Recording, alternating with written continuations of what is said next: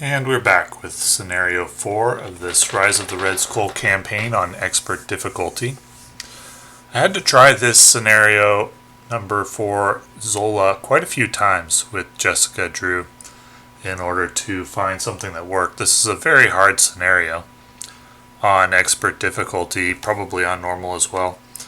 I would say this ranks up there with Ultron as the hardest scenario in the game. It may be even harder, I think, than Ultron. Possibly just equivalent, but yeah, this one was tough. So I changed the deck up somewhat, running protection, leadership, and we're going to rely heavily on the emergency teleporter here in order to get through this, as the scenario wants to throw so many minions at you that really the only way to beat the scenario is to rush the boss down, in my estimation, because the minions that the scenario throws at you are so high HP that you really can't deal with them. If you can't deal with them you can't deal with the scenario in the standard way, which would be clearing the board, clearing the side quests, keeping everything clear, and then downing the boss. Instead, you've got to just kind of hope for a good draw and rush the boss down. So to start out, we've got our campaign cards generated. We get the allies that were from scenario 2, I think, into my deck, and the experimental weapons into the enemy deck. And then with the deck shuffled, we draw our hand. I like White Tiger for sure. I'll keep Power of Leadership, probably keep Maria Hill. I think I just decided to keep all of it, actually. Energy Barrier is a good card, so I get out White Tiger right away. I decline to use her response, but I use her to clear the side quest, which makes me discard until I find a minion.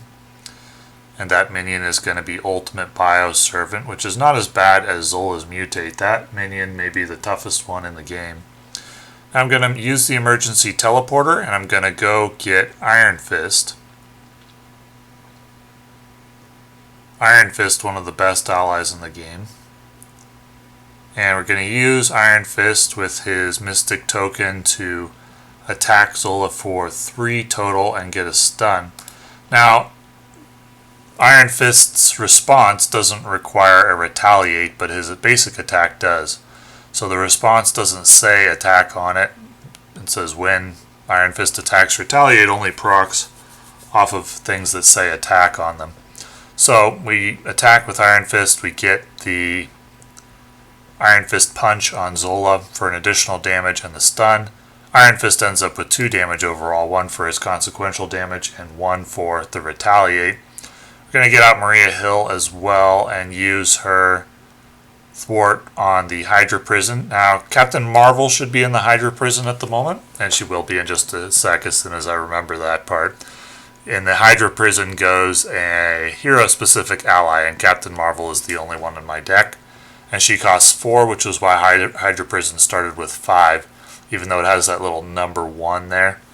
You add threat for the resource cost of the hero-specific ally that goes in there.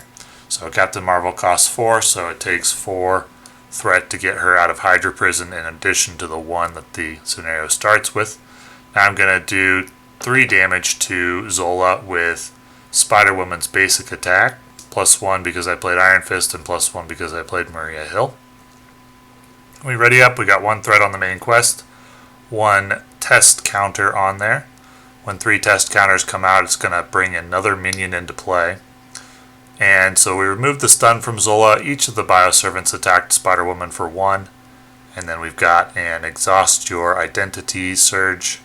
And now I have to add 3 threat to the main quest because I can't exhaust Spider-Woman for her obligation there. Moving on to the hero phase, I'm going to, I think briefly about getting Energy Barrier, but I decided instead on Rapid Response, and that's because Iron Fist is going to die this round, and I want to bring him back with Rapid Response.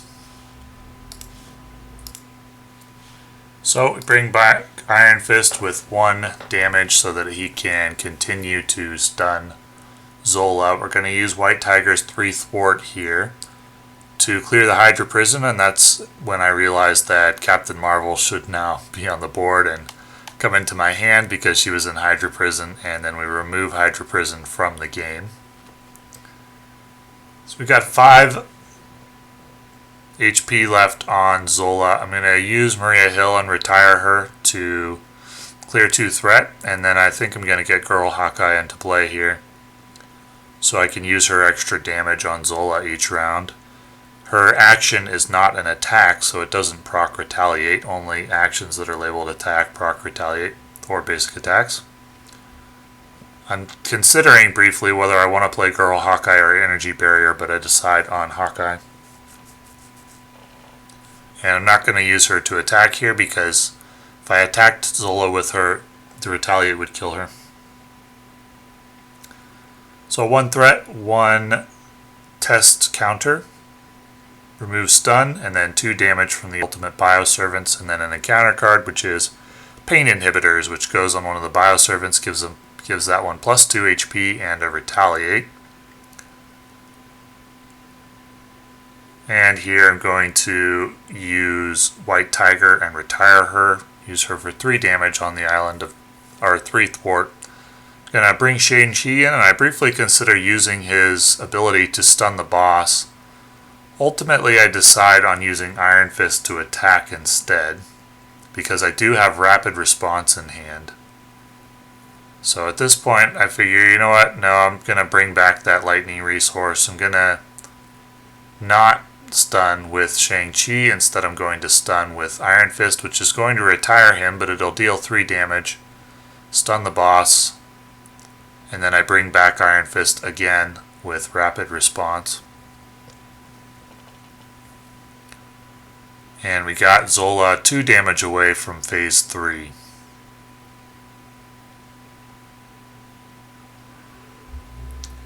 Now I'm going to use Shang-Chi to put Zola into phase 3. Unfortunately, that's going to cause 2 damage to Shang-Chi, and then Zola's when revealed brings another minion into play.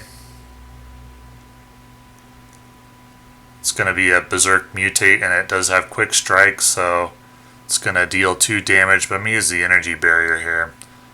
I think for a moment about whether I want to use the Energy Barrier or have Spider-Woman tank the health loss, and then I decide Spider-Woman can tank it, but I'll be forced to use the Energy Barrier after this. Here I'm going to use an attack and Iron Fist Punch from Iron Fist to take out the Mutate. Then I discard a card to use Girl Hawkeye's action for 1 damage. And I'm going to use a basic attack for 2 for 1 damage. I actually think that basic attack should have been 3 there, because I put Iron Fist into play with Rapid Response, and then I also played Rapid Response this turn, I think. So I may have cheated myself out of 1 damage there, I'm not sure. But anyway, 3 test tokens on Island of Dr. Zola this turn, and so those 3 are going to be spent to discard until I find a minion, which is brought into play, and that is going to be defended by Energy Barrier, the Quick Strike damage, reflected back at the Berserk Mutate. Now, interesting thing there, I think I played that poorly, because Energy Barrier says when you would take any amount of damage, remove 1 reflection counter from here, prevent 1 of that damage, and deal 1 damage to an enemy. You don't have to deal that 1 damage to the enemy that attacked you. I could have dealt that damage to Zola, and I definitely should have since I was trying to rush him down, but I didn't, so a small mistake there that cost me 2 damage on the boss, which could have helped me finish things off faster. And now I'm thinking about what I want to do, and I'm going to use Desperate Defense to defend against the attack from Berserk Mutate, because we're into the attack phase. We remove the stun from Zola, and then we've got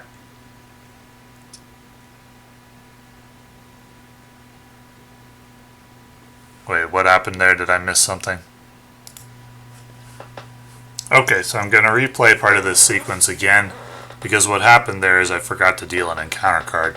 Fortunately, it's not going to matter, which I'll explain in just a moment. So we're replaying the sequence from the point when Berserk Mutate came out. So he had the quick strike. That damage should have gone on Zola. It didn't. That was a mistake by me. Not realizing that energy barrier, you don't have to reflect the damage back at the minion or enemy that does the damage. So now I decide to redo part of the sequence. I'm going to use Desperate Defense when the Berserk Mutate attacks, and then ready Spider-Woman, and instead I'm going to use Energy Barrier on the Ultimate Bioservant attacks. And once again, I don't realize that the damage could be reflected back at any enemy, not just the enemy that attacks.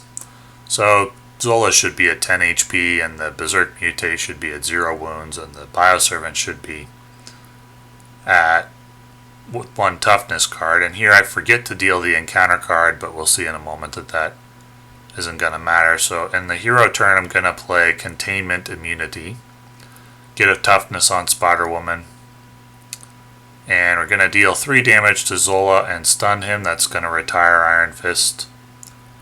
We're going to deal 1 damage with Girl Hawkeye's ability, which exhausts her. And we're going to deal 2 damage with Shang-Chi, which retires him. We're going to deal 2 damage with Spider-Woman. She's +1 for having played 1 aspect card, a protection card. So Zola should be at 2 damage. And I could have used Girl Hawkeye to deal 1 more than that, so Zola would be at 1 damage. But he's at 5. So this Exosuit would have been the encounter card that I should have dealt, so that would have gone on Zola. But that doesn't impact anything. Zola would have schemed for more threat here, but the quest was going to advance in any case, so it wouldn't matter.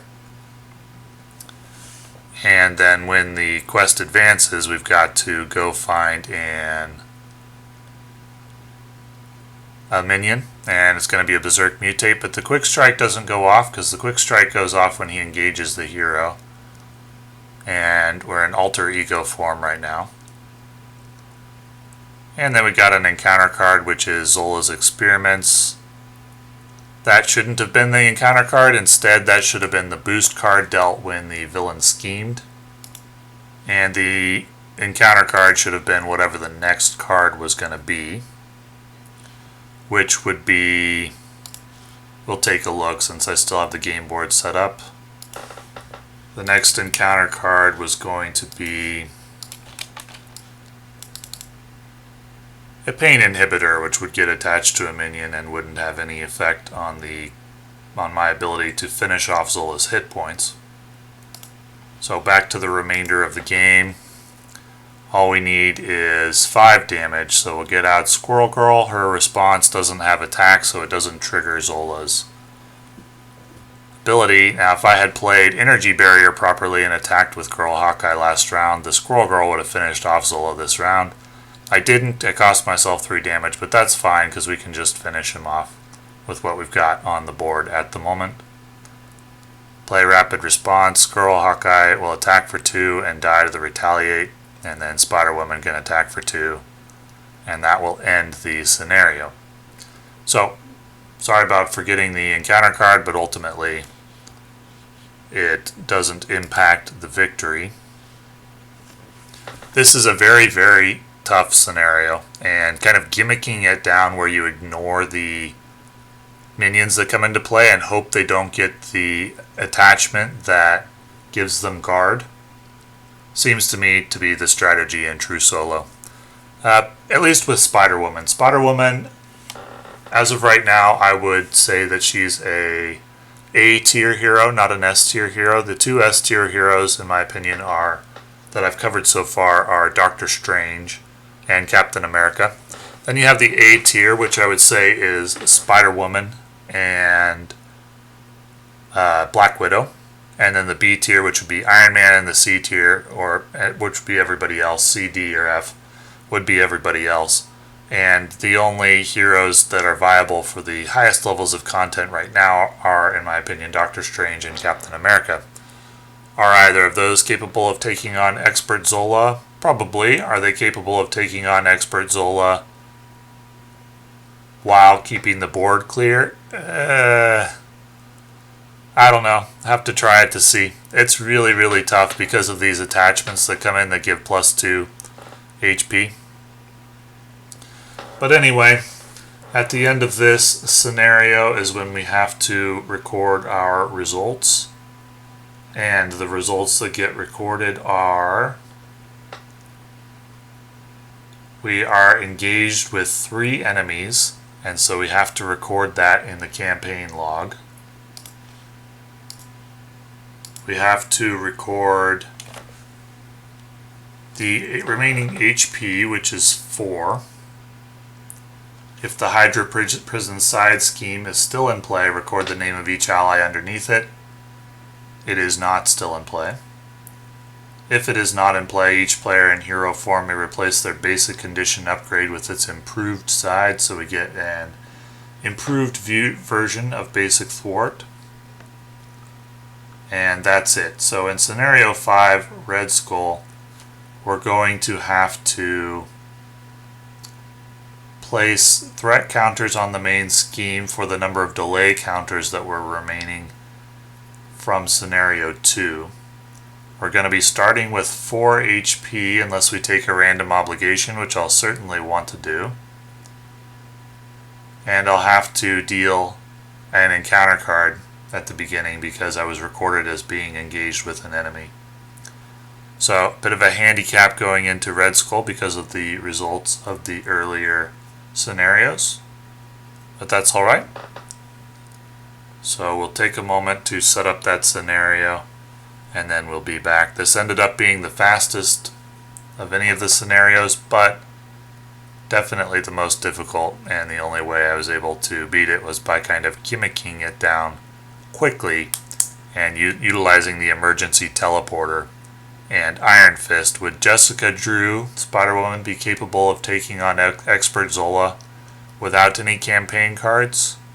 In my opinion, not without a lot of luck. Without a lot of luck. Expert Zola is so difficult that only the highest powered champions can deal with it in true solo on expert difficulty, in my opinion. So, we'll be back.